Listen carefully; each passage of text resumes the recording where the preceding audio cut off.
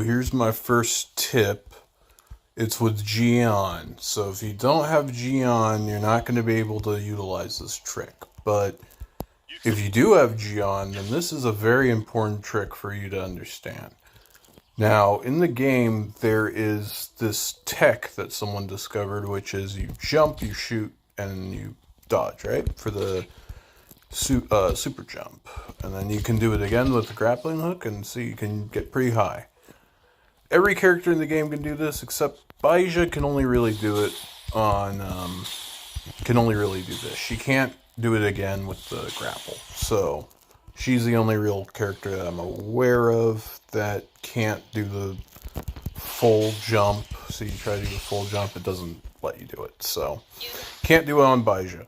But on everyone else, you can. You can do it on Mortifer, you can do it on Gen characters, not a big deal. What's important, though, for Gion is for some reason, his plunging attack actually goes higher than everyone else's in the game. So if we take Mortify right here, and we come here and we do the jump thing, see, he can maybe get to almost to like above this rock, right? Now we go to Gion, and you can see, look, goes a bit higher, right? So gets almost up to the taller rock. So with Gion, you can get way more value out of this tech than any other character in the game. So, and that's just using his, not even using the grapple. I'm almost able to do the same amount, pretty much the same amount of distance in the air as Mortify when he uses the grappling hook.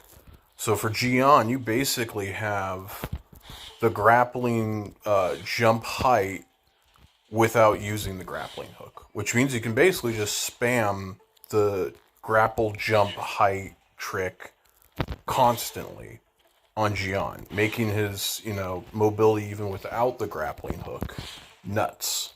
But then you apply in the grappling hook, and then look at that. I mean, you just can go really high in the air. So if you're like an exploration guy, you love exploring the open world, the combat's cool, but what really gets your dick hard is when you see a new chest or you see a puzzle or whatever.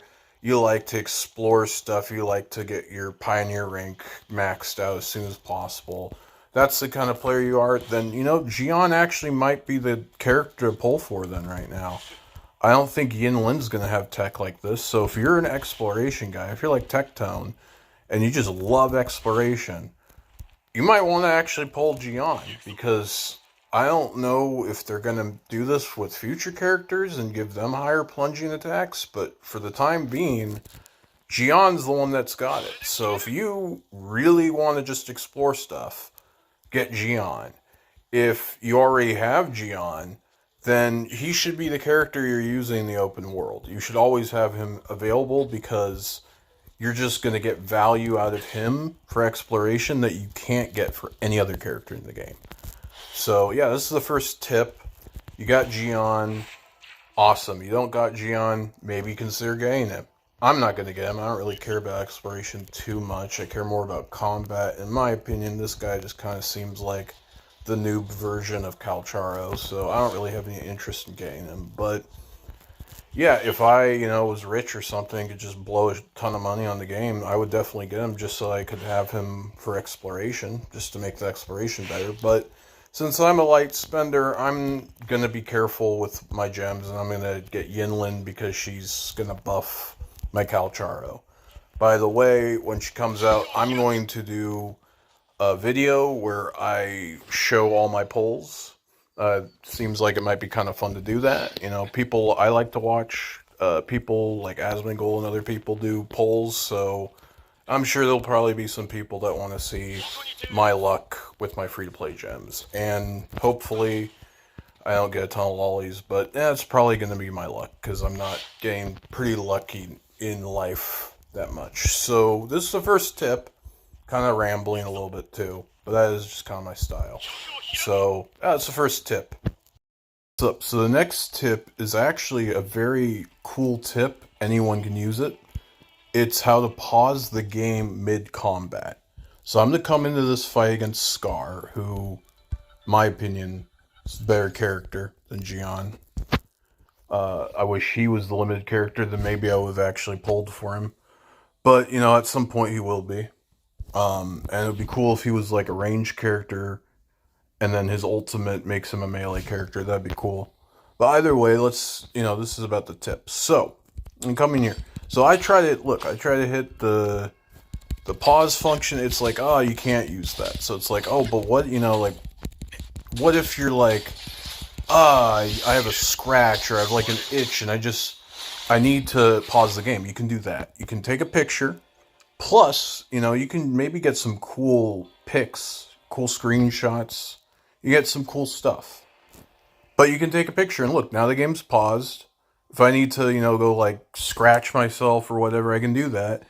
And then when I'm done itching or, wiping sweat or whatever it is, I can then just hit escape.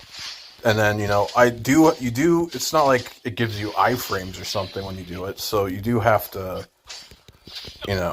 actually react to the exact attack and situation right before you pause the game. But at the same time, look, bam, pause the game. And so, yeah, I mean, this could be a bug. I don't know. Maybe Kuro is going to fix this if it's not intentional. Although it kind of would suck if they fixed it, because you can get some really cool screenshots like that. See, look, I got Calcharo and Baija on the field, so that's a cool screenshot or picture or whatever. So yeah, I mean, you could do cool stuff like that. I can pop Cal's ults. I can do that into swap cancel, and I take a picture. Bam! Now you got Sana, Cal, and then Scar. So it's like there's 3 people in the picture. You get cool stuff like that. So it's not just for pausing the game. You can also get some awesome screenshots. I guess you can't take screenshots in this. That's kind of lame, but it is what it is. He died too quickly. That's kind of annoying. Let me just finish up the boss fight real quick. So, you can get cool stuff. They need to be like that. That's cool. Dodge. Do my basics combo. I mean, I'm not really trying to efficiently kill this guy. I'm just doing it to show the tip. But yeah, you get the point, right? You can see he did grab me because I took it basically on the frame that the grab came in. So like, that is something that you'll want to be careful about, because if you pause the game at the wrong time, it's not gonna give you any kind of advantage. But maybe you're even like, it's not even like you want to scratch your brow or something. Maybe the boss fight you've been doing for like, because you're under geared, you've been doing it for such a long time that you need a couple seconds of like breathing room just to think. And you're like, I just need some breathing room. So you're like, okay, I'm gonna pause the game real quick. And it's like, okay, take a second, breathe, and then come back. That's what you can do with this. So this is, because I haven't seen anyone talk about this in like a tips and trick video.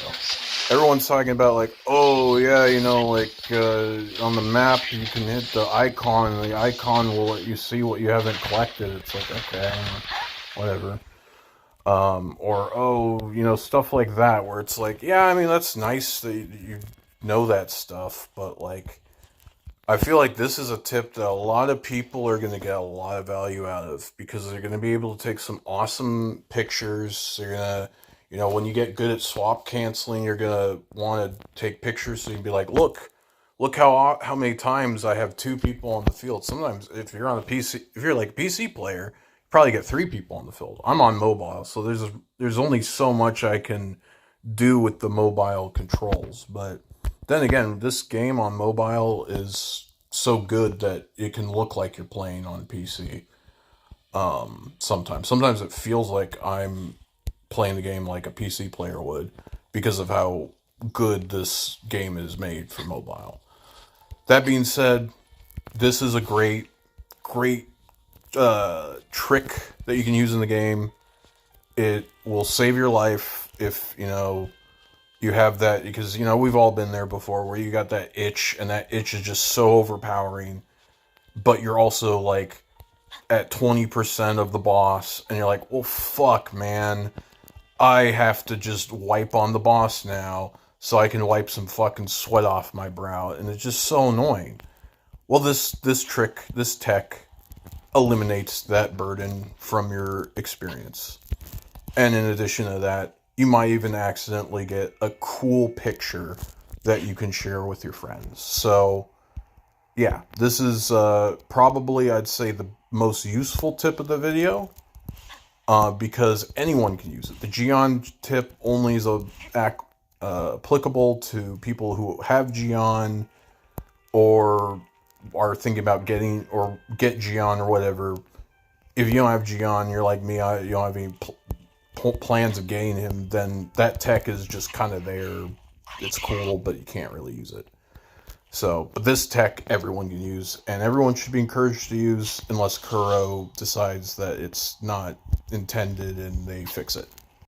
The third tip, this third tip is applicable to this character right now. If they add any other characters that have this sort of like charge function with their attack, then, you know, we'll have other characters do it. But currently, this is the only character I'm aware of that has this tech. See her charge thing, you do that, and you can, you know, you can kind of spam it, and if you do it right, you can kind of get it to go off before the blue line. See, it kind of did it there. But that's not the tech I'm going to be talking about, but that's just a cool thing that you can maybe practice for, like, you know, just like you're bored, you're in the town or something, you want to do that. But the tech I'm going to be talking about is this bar. It moves even when you're in the air. So you can hold the heavy attack button or attack button in the air and it will still move, which means that when you touch the ground, the bar is already going to be moved more than, you know, from the start.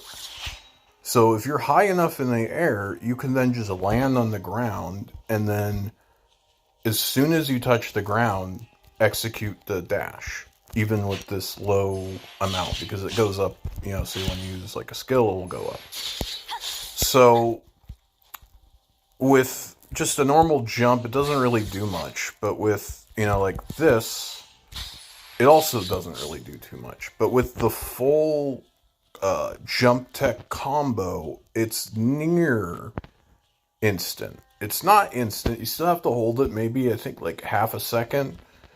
But it's near instant. However, with that Geon tech I showed earlier, if you have Geon, maybe what you could do is swap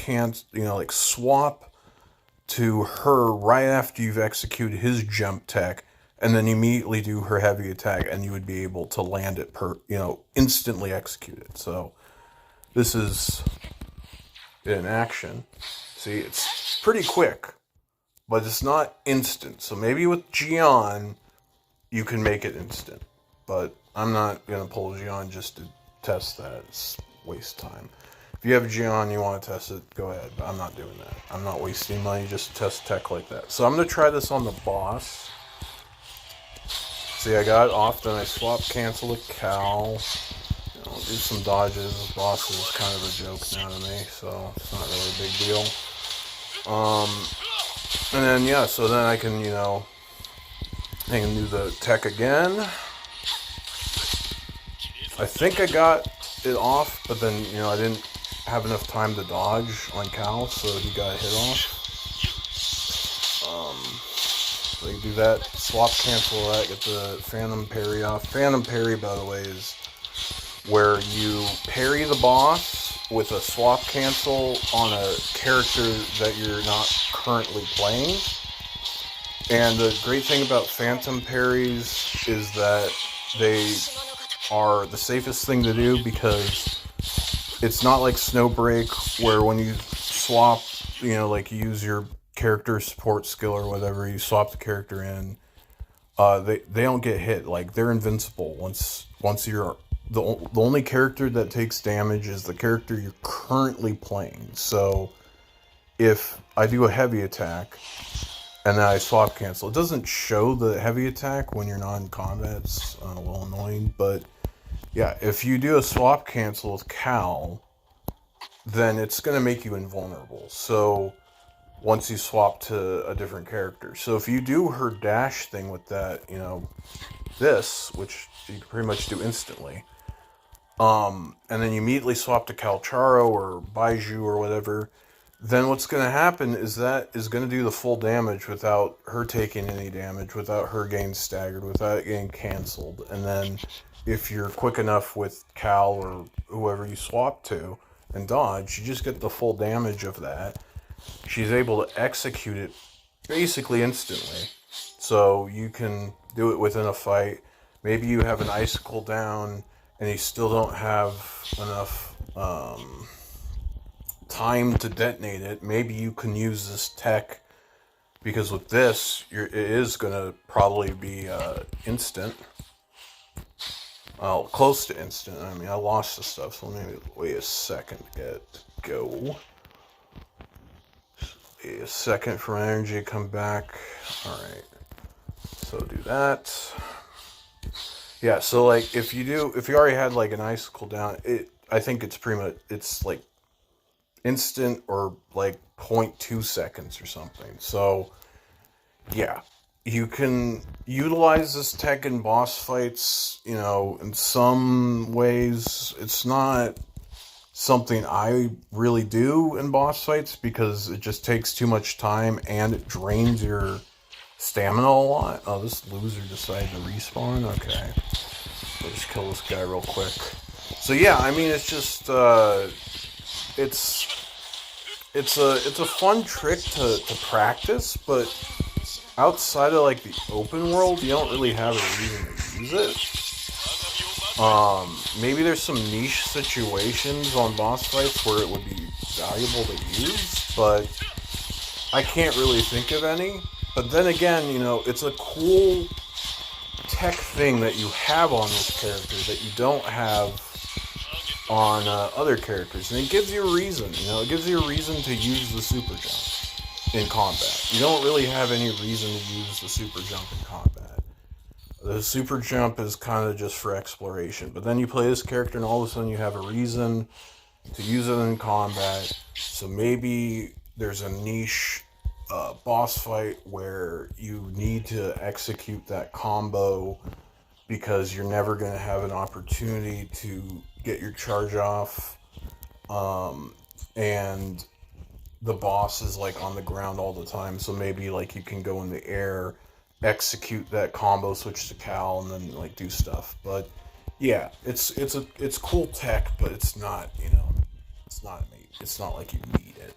Fourth tip is basically just for bosses, learning bosses. See, I only have Cal equipped. Reason why is, in Tower, you can reset anytime you want, but in this, for whatever reason, you can't. So, I'm just going to pick difficulty 2 so it's easier, takes less time. If you're trying to learn a boss, what's a good idea that you could do is only play one character so you can learn the timings. And then the other nice thing too is if you're at that stage where the boss like one-shots you, then you don't have to worry about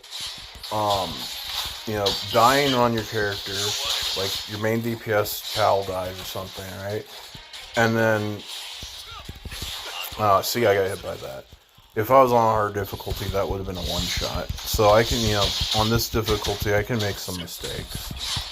I maybe make like 3, maybe 4 mistakes. So, I can make a lot of mistakes on this guy. Because it's an easy. See, even another mistake right there. So I can make maybe one more mistake. I might even fail. I didn't feel that, but yeah. So, but here's the thing. So, like, if you're on a really hard fight and you need your full team, and then Cal or Sana or whoever dies, then, like, it's kind of pointless to, yeah, see, I died. And see, look, now I can just rejuvenate and go back to it. If I was running with Sana and Baiju and my full team, then what would happen is I would not die. I would not be able to rejuvenate. I would have to wait for the boss to kill my other two characters. And this boss loves to do this one attack where he like breathes in purple mist and then like prepares to like attack you. And like honestly, I've stood still and he's missed me with that attack. So like sometimes it takes skill just to die to this boss. Like that's what's kind of annoying. I really hope they add in like the tower function feature they have where you can just, reset the fight or, like leave the fight and then just come back again. It's nice. They do reset your health and your characters if they're dead, so you don't have to worry about that. But at the same time, it's just annoying that if I'm like if like one of my characters dies and then there's no point in going on, I just basically have to suicide my other two characters. And then this boss decides, nah, I'm just going to take an extra, 5 seconds to kill each one. Then that's going to be like an extra 10 seconds of downtime that I have to wait in between learning the boss. And that's annoying, because if I want to learn the boss, I want to keep going until I master it. And if I have to wait, like an arbitrary amount of time because the boss is a pussy, it's annoying. So, yeah, I mean, I somehow got the parry there. So, yeah, it's just, this is a good thing for you to do if you're learning the game, you don't know the boss fight yet. Don't, concern yourself with learning all the swap cancel tech until you know how to actually just dodge the boss. Once you know how to dodge the boss, then you can get all fancy with your swap techs and stuff. You can, go all crazy. You can start learning how to swap cancel a character's attack and then dodge immediately after on the other character, so that way you effectively can do max DPS and stuff like that. So yeah, I mean, this is a great tip. Oh, cool, I even got a reward. That's a great tip for people who are, still learning the game, and they got into that kind of like wall, like again, any kind of Souls game where you just have to do the boss a bunch of times and learn his moveset until you can actually fight him. If you're doing that, then yeah, you shouldn't do that on 3 characters. Do it on 1 character. You're not going to kill the boss anyways. You're just there to learn his moveset and learn how to dodge. And then once you've done that, once you've gotten that to a good point, then put on your other 2 characters. Because otherwise, you leave your 2 other characters on. Let me see if I can even showcase this.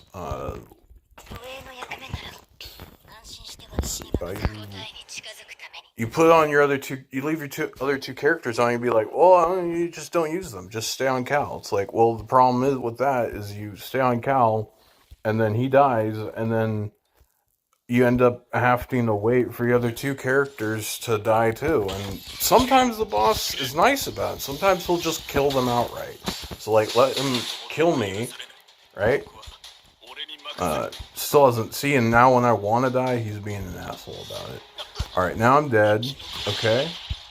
1, 2, 3, 4, 5, 6, 7, 8, 9, 10, 11, 12, 13, 14, 15. See, like, it's just so much extra time that you have to wait in between resets. It's not worth it. So yeah, if you're learning the boss and you're new and you want to figure out how his combos work, do not run 2 other characters on your team. Run the 1 character that you're going to learn him on, and when you're good enough, you feel like you're comfortable at his timings and stuff, then you put on your other 2 characters.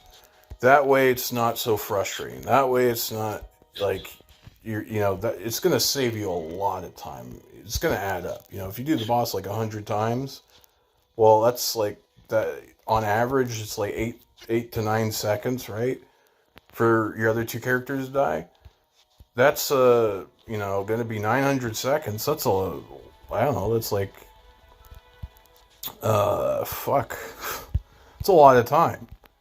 Last tip is for world boss farming. So, one of the things about farming the world bosses is you kill them, and then afterwards you have to wait for them to respawn. And I've tried a bunch of different things. I've tried, like, moving the time forward. There's a time function in this game. You can use it for some quests. I've tried that. It doesn't work.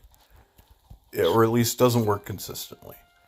So, if you want to farm a boss, it's kind of annoying that you have to wait for him to respawn. But what you can do is you can, like, kill the boss, and then go farm a different boss. I would say it's a good idea to try and find, like, 3 bosses you can farm, and then just farm those 3 bosses. And you do that rotation, and one will always be up. So I'm just gonna kill this guy real quick. He's a joke now.